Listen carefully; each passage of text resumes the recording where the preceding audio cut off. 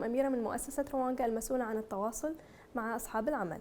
اليوم سنتكلم عن دورة تدريبية عن موقع فرص وكذلك كيفية التسجيل في موقع فرص لأصحاب العمل وكذلك الباحثين عن العمل. سنبدأ الآن مع كيفية تسجيل باحثي العمل على بوابة فرص.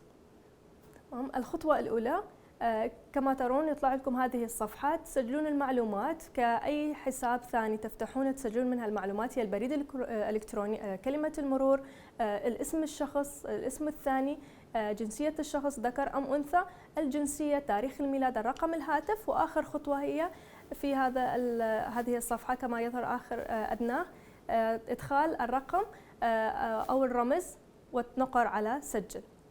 الخطوة الثانية بعد النقر على سجل ستظهر لك الصفحة الثانية اللي هي الخطوة الثانية، كيفية إنشاء السيرة الذاتية على موقع فرص. عند النقر على إنشاء سيرتك الذاتية ستظهر لك هذه الصفحة، إدخال هذه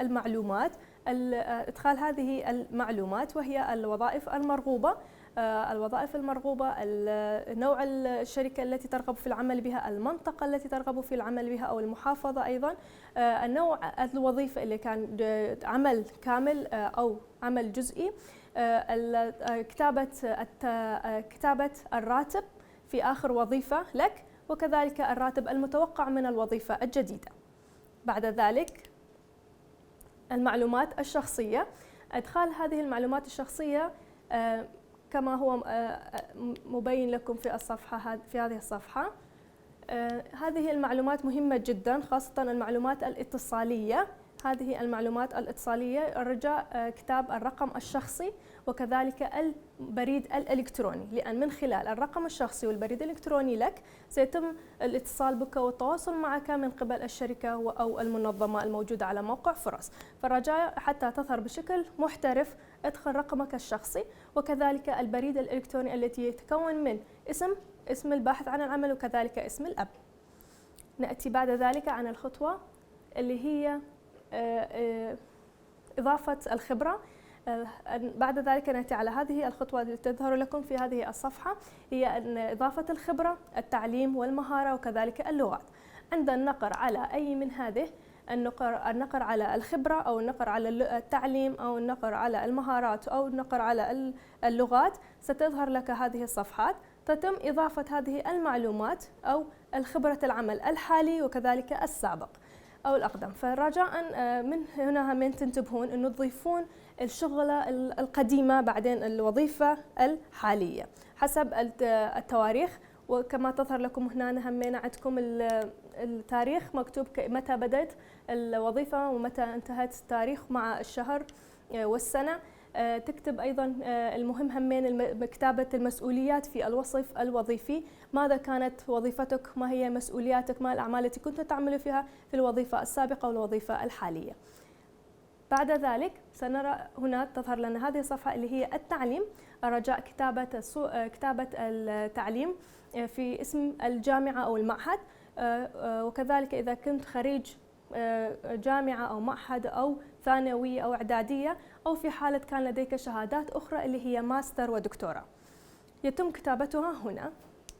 بعد ذلك نذهب على المهارات، ستظهر لنا هذه الخطوات هنا. المهارات ستختار المهارة هنا وكذلك الخبرة في هذه المهارة، سنوات الاستخدام لهذه المهارة وكذلك آخر استخدام لهذه المهارة. مثل هذه المهارات كمثال بسيط، المهارات الحسابية أو مهارات التصوير أو أي مهارات أخرى. أما اللغة فرجاء كتاب اللغات التي تتقنها فقط، أما إذا كانت اللغة التي لا تتقنها رجاء عدم كتابة هذه اللغة. واللغات أيضا لدينا منها اللغة العربية، اللغة الإنجليزية، اللغة الكردية أو غير لغات أخرى. نأتي الآن على الخطوة قبل الأخيرة من السيرة الذاتية، وهي المراجع أو المعروفون كما تظهر لكم على هذه الصفحة. نكتب انه شلون المدير السابق او المدير المشرف علي في الوظيفه السابقه او الوظيفه الحاليه، وذلك للرجاء والاتصال بهم في حال قدمت على وظيفه في منظمه او في شركه اخرى، يتم الاتصال بهذا المديرك او المشرف مالتك حتى يسالون عن وظيفتك السابقه ووظيفتك الحاليه، حاليا تشتغل عليها، شلونك انت بالعمل، شلون تشتغل، وظيفتك منتظم او غير منتظم. ورجاء ما يصير اقل من ثلاث معروفون، لازم يجب كتابته هنا. بعد ذلك حفظ المعلومات. نأتي على الخطوة الأخيرة وهي المعضويات. في حال إذا كنت عضو في أحد المنظمات أو أحد الجمعيات يكتبه، تقدر تكتب هنا. أما الخطوة النهائية وهي الخطوة أنه في حال كان لديك السيرة الذاتية تقدر أنه تحملها همين هنا، بالإضافة إلى السيرة الذاتية اللي هسه أنشأتها على موقع فرص، أيضا تقدر تحط السيرة الذاتية مالتك على هذه. هنا نجي على نهاية موضوع السيرة الذاتية لباحثي عن عمل. نرجع نروح على الخطوة الثالثة وهي الأخيرة، هي البحث عن الوظيفة على موقع فرص. نجي البحث عن الموقع على الفريسة. بعد أنت سجلت صار عندك حساب خاص بك على موقع فرص وأنشأت السيرة الذاتية كما هسه سوينا بالخطوات التالية. هسه نجي على الخطوة الثالثة والخطوة الأخيرة على الباحثين عن العمل، هي البحث عن الوظيفة. النقر على البحث عن الوظيفة. بعد ذلك ستظهر لك هذه الصفحة كما ترى الآن، وتشوف أنه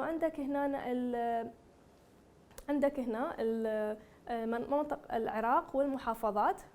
في حال أنت كنت تسكن في أربيل أو كنت تسكن في بغداد أو حابب تشتغل في بصرة، تنقر عليهم. في حال نقر عليهم ستظهر لك الوظائف من حيث كل الشركات والمنظمات الموجودة على موقع فرص، وتشوف الوظيفة اللي تناسب حضرتك. فأول شيء إنه شلون تعرف إن الوظيفة تناسبها، راح تظهر على تفاصيل الوظيفة. عند النقر على تفاصيل الوظيفة وقراءة تفاصيل الوظيفة، في حال شفت إنه الوظيفة تناسب حضرتك وتطابق مع السيرة الذاتية حضرتك، أنت تقدر مباشرة تقدم عليها من خلال النقطة تقديم الآن. لما تقدم على الآن راح تكون السيرة الذاتية مالتك تذهب على المنظمة أو الشركة اللي قدمت عليها، فمن نرجي أنه تنتظر أن الشركة أو المنظمة ترجع تتصل بك في حال تم قبولك في هذه الوظيفة. هنا نجي على نهاية التسجيل وكيفية إنشاء السيرة الذاتية والبحث عن الوظيفة لباحثي عن عمل على موقع فرص. كيف يتم تسجيل أصحاب العمل على موقع فرص؟ الخطوة الأولى انقر على سجل. بعد النقر على سجل ستظهر لك هذه الصفحة لإدخال المعلومات والسجل على موقع فرص. المعلومات متطلبة هي استخدام الاسم المستخدم، كلمة المرور، قطاع الشركة، أي قطاع تشتغل، أي نوع من القطاعات في أي دولة. نجي على الخطوات هنا الثانية، أيضا راح تظهر لك أنه تكتب الوصف أو المعلومات عن الشركة الكاملة، حتى في حال إذا إجا باحث عن عمل وشاف الصفحة مالتك أو الأكاونت مالتك على موقع فرص، يشوف المعلومات كاملة موجودة على المنظمة أو الشركة. بعد إدخال المدينة سندخل المعلومات التالية اللي هي عنوان الشركة، البريد الإلكتروني اللي هي معلومات الاتصال. هذه المعلومات الاتصال ستكون فقط للشركة، أما الباحث عن العمل لا يستطيع رؤية هذه المعلومات اللي هي البريد الإلكتروني أو الرقم الهاتف للشركة. بعد ذلك هنا المعلومات الشخصية اللي راح تكون عن الشخص المسؤول عن الموقع اللي راح يستخدمه، اللي هو إذا يكون الHR أو المسؤول للشركة أو المنظمة. المعلومات الشخصية راح تدخل هنا اللي هي البريد الإلكتروني، كذلك الرقم الهاتف، العنوان الوظيفي، وكذلك العنوان الوظيفي والبريد الإلكتروني. وآخر شيء إنه هاي الخطوة الأخيرة اللي هي تدخل على انتساب. بعد إدخال كل هذه المعلومات عن شركتك أو عن المنظمة، الرجاء نقر على انتسب. وفي حال الانتساب الرجاء اتصال بموقع فرص، برجاء الاتصال بفريق فرص حتى يتم قبول طلبك على موقع فرص. وبعد ذلك تستطيع في حال عندك وظيفة تقدر تنشرها على موقع فرص من خلال موقع مالتك، وكذلك البحث عن السيفيات.